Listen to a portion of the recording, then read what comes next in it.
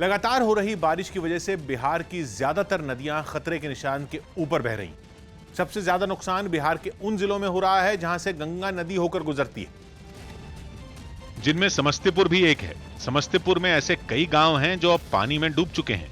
यहां तक कि सड़कों पर गंगा की लहरें पूरी ताकत से बहती हुई दिख रही हैं। जिस वक्त न्यूज 18 की टीम ऐसी ही एक सड़क पर मौजूद थी, अचानक एक साइकिल सवार लहरों के साथ बहता हुआ साइकिल के साथ ही सड़क से गिर गया। फौरन सड़क पर मौजूद लड़कों ने उसे बचा लिया, लेकिन इस तरह की तस्वीरें शहर में आम हैं। एक मोटरसाइकिल सवार पानी से लबालब एक सड़क पर निकल पड़ा। लहरों के बीच मोटरसाइकिल के चक्के आगे नहीं बढ़ पाए और लड़के की जान मुसीबत में फंस गई। पानी बाइक को एक तरफ खींचने लगा और काफी जोर लगाने के बाद आखिरकार लड़के की पकड़ भी ढीली हो गई। मोटरसाइकिल तो बह गई, लेकिन गनीमत यह रही कि लड़के की जान बच गई। समस्तीपुर के गांव टापू बने हुए हैं, जिसकी वजह से लोगों का जीना दूभर हो गया है। जबकि राजधानी पटना के भी रिहायशी इलाकों में अब गंगा का पानी पहुंचने लगा है। गंगा नदी पटना में खतरे के निशान से 110 सेंटीमीटर ऊपर बह रही है, जिसकी वजह से पटना के गांधी घाट पर लोगों के पैदल चलने की जगह, बैठने की जगह और आने जाने का रास्ता सब गायब है। घाट पर बने मंदिर तक पानी में डूबे हैं। हालांकि भगवान की पूजा करने लोग कई फीट तक के पानी के बीच से ही होकर मंदिरों तक पहुंच रहे हैं। घाट पर बने सभी कमरे भी पानी में डूब चुके हैं। गंगा का पानी अब घाट के मेन गेट तक पहुंचने वाली सड़क तक पहुंच चुका है। गंगा के लगातार बढ़ते जल स्तर ने जहां कई निचले इलाकों में बाढ़ के हालात पैदा कर दिए हैं, वहीं अब गंगा निचले इलाकों से निकलकर शहरी इलाकों में प्रवेश करना शुरू कर दिया है। खतरे की बात यह है कि अगर इसी तरह से गंगा का जलस्तर बढ़ता रहा तो पटना के कई रिहायशी इलाके बाढ़ की चपेट में आ जाएंगे। इसके अलावा बिहार के कई जिले ऐसे हैं जो नदियों का गुस्सा झेल रहे हैं। गंगा ही नहीं, राज्य में बहने वाली ज्यादातर नदियां खतरे के निशान के ऊपर बह रही, जिसकी वजह से राज्य का कैमूर जिला भयंकर बाढ़ की चपेट में दिखने लगा है। कैमूर के कई गांव ऐसे हैं जो टापू में बदल गए हैं। गांवों का आपस में संपर्क टूट गया है। जिस सड़क पर पानी की लहरें दौड़ती दिख रही हैं, ये कोई सड़क नहीं बल्कि नदी पर बना एक पुल है। लेकिन अब नदी पुल के ऊपर से बह रही है। एक मोटरसाइकिल तक को भी एक छोर से दूसरी तरफ पहुंचाने के लिए कई लोगों को मिलकर मेहनत करनी पड़ती है। बक्सर का हाल तो ऐसा है कि कई हाईवे तक पानी में डूबे हुए हैं। रिहायशी इलाकों में तो पानी इससे भी कहीं ज्यादा है, जबकि कटिहार के निचले इलाके भी पूरी तरह पानी में डूबे दिखने लगे हैं। सैकड़ों लोगों को ऊंची जगहों पर पहुंचाया जा चुका है। एक जगह से दूसरी जगह पर पहुंचने के लिए नाव ही एकमात्र जरिया है। दूर दूर तक इलाके में केवल पानी ही पानी दिखाई दे रहा है।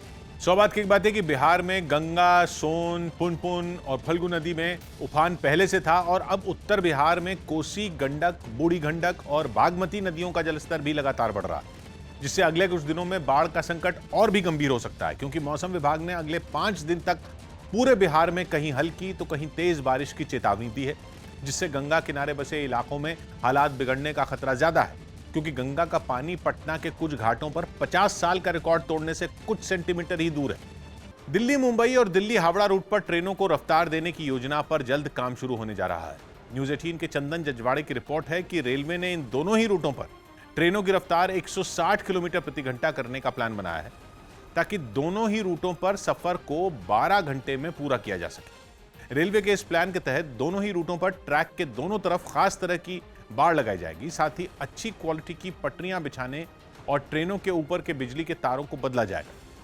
इतना ही नहीं, तेज रफ्तार ट्रेनों की सुरक्षा के लिए ट्रेन प्रोटेक्शन वार्निंग सिस्टम लगाया जाएगा और ट्रैक की मरम्मत और जांच के लिए आधुनिक मशीनों और कैमरों का इस्तेमाल भी किया जाएगा। रेलवे की इस योजना पर करीब 15,000 करोड़ रुपए की लागत आने का अनुमान है और इसे साल 2024 तक पूरा करने का लक्ष्य रखा गया। महाराष्ट्र में कोरोना की वजह से बंद धार्मिक स्थल खुलवाने के लिए बीजेपी युवा मोर्चा के कार्यकर्ताओं ने शिरडी में जोरदार प्रदर्शन किया। इसके लिए अच्छी खासी तादाद में वो शिरडी साईं मंदिर के बाहर जुट गए और मंदिर खोलने की मांग सरकार के सामने रखी। पूरे प्रदर्शन के दौरान बीजेपी युवा मोर्चा के कार्यकर्ता ढोल मंजीरे बजाकर साईं मंत्र का जाप करते रहे। सरकार का ध्यान खींचने के लिए एक शख्स ने अनोखी वेशभूषा में डांस भी किया। प्रदर्शनकारियों ने बताया कि उन्होंने सरकार को जगाने के लिए विरोध का ये तरीका अपनाया। मंदिर बंद होने के कारण यहाँ का अर्थकारण पूरी तरीके से ठप हो चुका है। वहीं बीजेपी नेता राम कदम ने महाराष्ट्र सरकार को इस मुद्दे पर निशाने पर ले लिया। साथ ही उन्होंने उद्धव सरकार को चेतावनी भी दे डाली। सिद्धिविनायक मंदिर में दर्शन के लिए हम नियमों के साथ स्वयं जाएंगे। महाराष्ट्र की सरकार हमें रोक नहीं पाएगी। इस प्रदर्शन के दौरान ये लोग बैनर और हाथों में तख्तियां लेकर पूरे इलाके में घूमे। उनके जरिए उन्होंने न केवल मंदिर खोलने की मांग रखी बल्कि राज्य सरकार का विरोध भी किया। सौभाग्य की बात है कि महाराष्ट्र सरकार ने एक दिन पहले कोरोना से जुड़े नए दिशा निर्देश जारी किए, जिनमें 15 अगस्त से शॉपिंग मॉल, रेस्टोरेंट और दुकानें खोलने की छूट देने का ऐलान किया गया, लेकिन सिनेमा हॉल, थिएटर और धर्मस्थलों को खोलने की मंजूरी नहीं दी, जिससे बीजेपी भड़क गई, जिसने पिछले हफ्ते भी धर्मस्थलों को खोलने के लिए प्रदर्शन किया था। राज कुंद्रा और शर्लिन चोपड़ा के बीच व्हाट्सएप पर हुई चैट न्यूज 18 के हाथ लगी है, जिनके जरिए राज कुंद्रा की मुश्किलें बढ़ सकती। न्यूज 18 के दिवाकर सिंह की रिपोर्ट है कि मार्च 2019 से फरवरी 2020 के बीच राज कुंद्रा से व्हाट्सएप पर हुई चैट की सारी जानकारी शर्लिन चोपड़ा ने क्राइम ब्रांच को सौंप दी। इसके अलावा शर्लिन चोपड़ा के बैंक खातों की स्टेटमेंट भी क्राइम ब्रांच ने ली, जिससे राज और शर्लिन चोपड़ा के बीच हुए लेन देन की सारी जानकारी जांच एजेंसी को मिल सके। सूत्रों के मुताबिक 2 मई 2019 को शर्लिन ने राज कुंद्रा की कंपनी आर्म्स प्राइम मीडिया के साथ एक प्रोजेक्ट पर काम करना शुरू किया था और 2 जून 2019 को उनके बैंक खाते में राज की कंपनी की तरफ से 20 लाख रुपए डाले गए थे। राज और शर्लिन के बीच व्हाट्सएप चैट में भी दोनों के साथ मिलकर पोर्न वीडियो तय करने की बात सामने आई। इसके अलावा ऐसे वीडियो के खरीदार कौन होंगे, उस पर भी दोनों के बीच बातचीत हुई। हालांकि बाद में दोनों के बीच रिश्ते इतने बिगड़ गए कि राज कुंद्रा के केस में क्राइम ब्रांच ने के लिए गवाह बनने पर शर्लिन चोपड़ा तैयार हो गई, जिससे राज कुंद्रा पर कानूनी शिकंजा कसता दिखने लगा। उत्तर प्रदेश के कानपुर से हैरान करने वाली तस्वीरें सामने आई। वहां धर्म परिवर्तन के आरोप में बजरंग दल के कुछ कार्यकर्ताओं ने सरेआम एक आदमी की पिटाई कर दी। आरोप है कि वो आदमी एक महिला पर धर्म परिवर्तन करने का दबाव बना रहा था, जिसकी खबर मिलते ही बजरंग दल के कार्यकर्ताओं ने उसे पकड़ लिया और जमकर उसकी पिटाई कर दी। इस दौरान उसकी बेटी भी उसके साथ थी, जो अपने पिता को पिटता देख रोने लगी। हालांकि जल्द ही वहां पुलिस पहुंच गई और आरोपी को अपने कब्जे में ले लिया, लेकिन लोगों का गुस्सा शांत नहीं हुआ और वो उसे पीटते रहे। पुलिस ने किसी तरह उसे अपनी गाड़ी में ले जाकर बैठा दिया। थाने पहुंचकर उस आदमी ने मारपीट करने वाले लोगों के खिलाफ शिकायत दर्ज कराई। जो पीड़ित है उसकी तहरीर के आधार पर कुछ नामजद व कुछ अज्ञात व्यक्तियों के खिलाफ मुकदमा कायम कर लिया गया है। इस घटना से पूरे इलाके में तनाव का माहौल बन गया, जिसे देखते हुए वहां सुरक्षा बल के कई जवान तैनात कर दिए गए। सौभाग्य की बात है कि कानपुर में एक महिला ने अपने पड़ोसियों पर धर्म परिवर्तन के लिए दबाव डालने का आरोप लगाया था, जिसकी शिकायत महिला ने विधायक से की थी, लेकिन पुलिस ने आरोपियों पर छेड़छाड़ का केस दर्ज किया, जिससे बजरंग दल के कार्यकर्ता भड़क गए। उन्होंने पहले पुलिस के खिलाफ नारेबाजी की और फिर धर्म परिवर्तन के लिए दबाव डालने के कथित आरोपी को घर से निकाल कर पीटा, जबकि पुलिस का दावा है कि जिसे पीटा गया वो बेकसूर है और अब असली आरोपियों की तलाश की जा रही है। हिमाचल प्रदेश के किन्नौर में एक दिन पहले पहाड़ खिसकने से मची तबाही के बाद लापता हुए लोगों की तलाश के लिए सर्च ऑपरेशन चलाया गया। इस हादसे में अब तक 14 लोगों की मौत हो चुकी है और जिन लोगों का अब तक पता नहीं चल पाया, उन्हें ढूंढने के काम में राहत और बचाव दल के लोग अपनी जान जोखिम में डालकर जुट गए, क्योंकि पहाड़ से गिरे मलबे के नीचे दबकर बस और दूसरी गाड़ियां खाई में गिर गईं और वहां तक पहुंचने में उन लोगों को कई मुश्किलों का सामना करना पड़ा। हालांकि उन्होंने अपना काम आसान करने के लिए मोटी-मोटी रस्सियों का सहारा लिया। अभी भी जिंदगी की खोज जारी है। राहत एवं बचाव कार्य की दल पूरी जोश और खरोश के साथ लगी हुई है। इस दौरान राहत दल को कई शव भी मिले, जिन्हें उन रस्सियों के सहारे ही वहां से बाहर निकाला गया। इसी बीच वहां मौजूद लोगों की सांसें उस वक्त अटक गईं जब पहाड़ से पत्थरों के टुकड़े अचानक नीचे गिरने लगे। ये सिलसिला काफी देर तक चला। ओए चले जाओ यहाँ से, नीचे हो जाओ। इसकी वजह से रेस्क्यू ऑपरेशन को रोकना पड़ा। हालांकि बाद में जब इसे दोबारा शुरू किया गया तो राहत दल को बड़ी बड़ी चट्टानों के नीचे दबी वो गाड़ियां मिली जिनके परखचे उड़ चुके थे और इसी के साथ वो बस भी मिली जिसमें बैठे लोगों के ऊपर पहाड़ का मलबा गिरा था। यह हादसा कितना खौफनाक था, इसका अंदाजा बस इस बात से ही लगाया जा सकता है कि उस बस के परखचे उड़ गए थे। और यही वजह रही कि राहत और बचाव के काम में आईटीबीपी के जवानों के साथ एनडीआरएफ की टीमें और सेना के जवानों को भी लगाया गया। राज्य के मुख्यमंत्री जयराम ठाकुर भी हालात का जायजा लेने के लिए वहां पहुंचे। उन्होंने उस जगह के हालात का गहराई से आकलन करने के लिए हवाई जहाज का भी सहारा लिया। इसके बाद वो इस हादसे में घायल हुए लोगों का हालचाल लेने के लिए अस्पताल पहुंचे। इसके साथ ही उन्होंने मारे गए लोगों के घर वालों के लिए मुआवजे का भी ऐलान किया। प्रदेश सरकार की ओर से हमने कहा कि 4 लाख रुपए जो मृतक हैं उनको दिया जाएगा, उनके परिवार को दिया जाएगा। वहीं हादसे वाली जगह पर सड़क को दोबारा खोलने का काम भी शुरू कर दिया गया। कई मजदूर रास्ते में गिरी चट्टानों को हटाते दिखाई दिए तो खुदाई करने वाली मशीन की मदद से मलबे को हटाया गया। सौभाग्य की बात है कि किन्नौर में एक दिन पहले जिस जगह पहाड़ टूटा था वहां नीचे सतलुज नदी बहती है। और आशंका जताई जा रही है कि पहाड़ के मलबे के साथ बस के यात्री कहीं नदी में तो नहीं जा गिरे, जिनकी संख्या 2 दर्जन बताई जा रही है। और इसी वजह से हादसे में मरने वालों की संख्या बढ़ने की आशंका भी है, क्योंकि अभी वहां जो 14 शव बरामद हुए उनमें 8 शव एक ही गाड़ी में थे।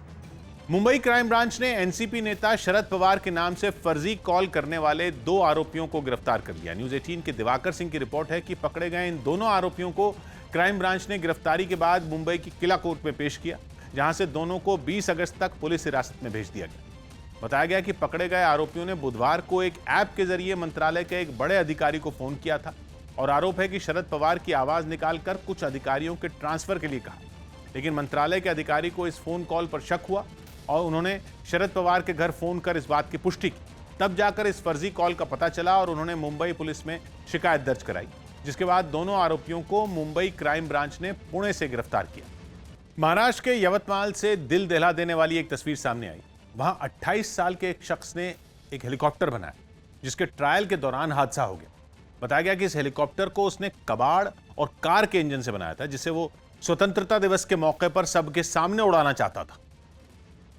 जिससे पहले उसने उस हेलीकॉप्टर का ट्रायल करने की ठानी। उड़ान भरने के लिए हेलीकॉप्टर के पंख तेजी से घूमने लगे। इससे पहले कि कुछ समझ आ पाता, वो हेलीकॉप्टर के पीछे वाले पंख से जा टकराया और उसका एक हिस्सा टूटकर घूमते हुए पंखों से फिर टकरा गया। बस फिर क्या था, पंख से टकराने के बाद पूरा हेलीकॉप्टर झटके से घूम गया और उसमें सवार 28 साल का वो शख्स इस हादसे में अपनी जान गंवा बैठा। हमेशा हमसे मशवरा किया करता था कि चाचा मैं इस देश के लिए कुछ करूंगा, मैं खुद हेलीकॉप्टर बनाऊंगा। इस हादसे के फौरन बाद उसके जानकार वहां पहुंचे भी, लेकिन कुछ कर नहीं पाए क्योंकि तब तक उसकी सांसें थम चुकी थी।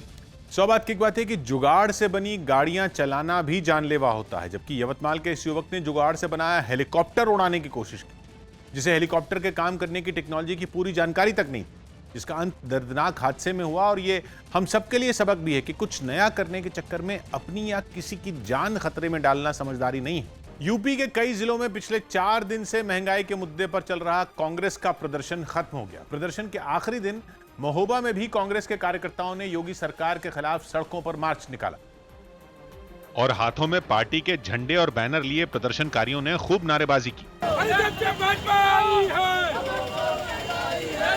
इस प्रदर्शन में कांग्रेस के युवा, बुजुर्ग और महिला कार्यकर्ता भी शामिल रहीं। सभी ने एक सुर में बढ़ती महंगाई के लिए बीजेपी सरकार को जिम्मेदार ठहराया।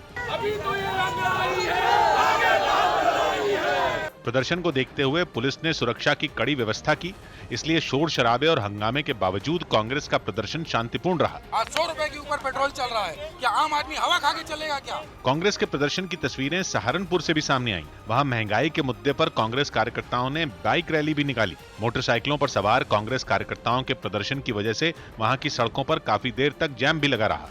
सौ बात की बात है कि यूपी में चुनाव में इस बार प्रियंका गांधी की साख दांव पर है, जिसे बचाने के लिए कांग्रेस के कार्यकर्ताओं में जोश भरना जरूरी है। और उसी की खातिर प्रियंका गांधी ने भारत छोड़ो आंदोलन की बरसी पर 4 दिन तक विरोध प्रदर्शन का निर्देश दिया था, जिसमें कांग्रेस के टिकट के दावेदारों की परीक्षा भी होनी थी। लिहाजा यूपी के अलग अलग शहरों में कांग्रेस के नेताओं और उनके समर्थकों ने अपनी राजनीतिक मौजूदगी दर्ज कराने के लिए पूरा जोर लगा दिया। पश्चिम बंगाल के बागनान में बीजेपी कार्यकर्ता की पत्नी के गैंगरेप के मामले के विरोध में बीजेपी की महिला कार्यकर्ताओं ने कोलकाता में प्रदर्शन किया। उन्होंने बंगाल में महिलाओं के खिलाफ अपराध की घटनाएं बढ़ने का भी आरोप लगाया और उन मुद्दों पर ममता सरकार के खिलाफ मोर्चा खोल दिया।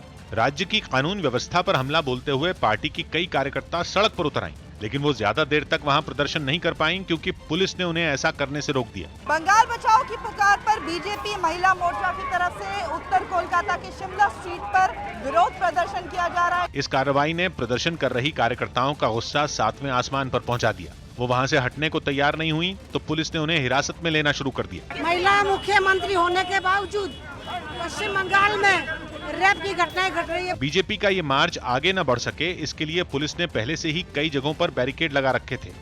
सौ बात की बात है कि पश्चिम बंगाल के हावड़ा जिले में बीजेपी कार्यकर्ता की पत्नी का गैंगरेप 6 दिन पहले हुआ था और उसी दिन से बीजेपी इस मुद्दे पर आंदोलन कर रही है, जिसका आरोप है कि पुलिस ने एफआईआर दर्ज करने में भी आनाकानी की थी। जबकि पश्चिम बंगाल सरकार ने गैंगरेप के आरोपियों को गिरफ्तार करने का दावा किया और यह भरोसा भी दिया कि किसी भी दोषी को बख्शा नहीं जाएगा। मध्य प्रदेश के झाबुआ में 13 साल के एक लड़के ने घर के सामान से multi barrel rocket launcher system का मॉडल तैयार कर लिया। बताया गया कि इस बच्चे ने टीवी पर इस रॉकेट लॉन्चर सिस्टम की तस्वीरें देखी थी। जिसके बाद वो इसे घर पर ही बनाने में जुट गया और कबाड़ का इस्तेमाल करते हुए ही उसने हूबहू वैसा ही रॉकेट सिस्टम तैयार कर डाला। 13 साल के तनवीर ने इसका प्रदर्शन करके भी दिखाया।